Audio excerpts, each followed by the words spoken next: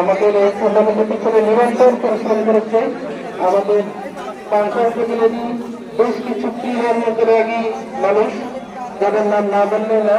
যেমন পাংশা সরকারি কলেজের প্রফেসর আছেন, এখানে জাকির সরকার, জুয়েল সাহেব, এবং ফারুক সাহেব, অবশ্যই এখানে ফারুক সাহেব আছেন, আরো অনেকেই আছেন যারা টুর্নামেন্টের পিছনে অনেকদিন ধরে পরিশ্রম করছে। সেই সাথে আমি ইউনিয়ন পরিষদে যারা চেয়ারম্যান এবং সচিব হয়েছেন তারাও সহযোগিতা করেছেন, বিভিন্ন রাজনৈতিক দল তারাও সহযোগিতা করেছেন যে আন্তঃ ইউনিয়ন পর্যায়ে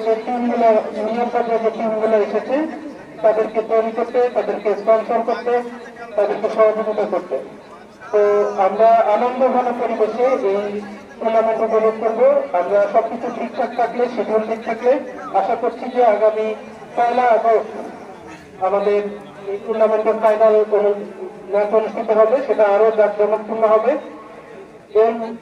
এর মধ্যে যে ম্যাচ ভিত্তিক যে ম্যাচগুলো অনুষ্ঠিত হবে সেগুলো সুন্দর হোক, আমরা ভালো ভালো প্লেয়ার খুঁজে বের করি এবং আমরা চাই যে আমাদের সাংবাদিক ভাইরা এই টুর্নামেন্টে প্রচার করুক, যাতে আমাদের এই যে তরুণ সমাজ পাংশায় রয়েছে তারা মাদক এবং সন্ত্রাস থেকে দূরে থেকে এই খেলাধুলার প্রতি আগ্রহী হোক। এই খেলাধুলার প্রতি আগ্রহ তৈরির একটা ছোট্ট প্রচেষ্টা হলো এই টুর্নামেন্ট, এবং সেই সাথে এই টুর্নামেন্টে আমরা পাংশা উপজেলায় ইউনিয়ন পর্যায়ে বিভিন্ন যে স্পোর্টিং ক্লাবগুলো রয়েছে তাদেরকে আমরা আজকে ফুটবল উপহার হিসেবে দেবো, একটা প্রথম উপহার।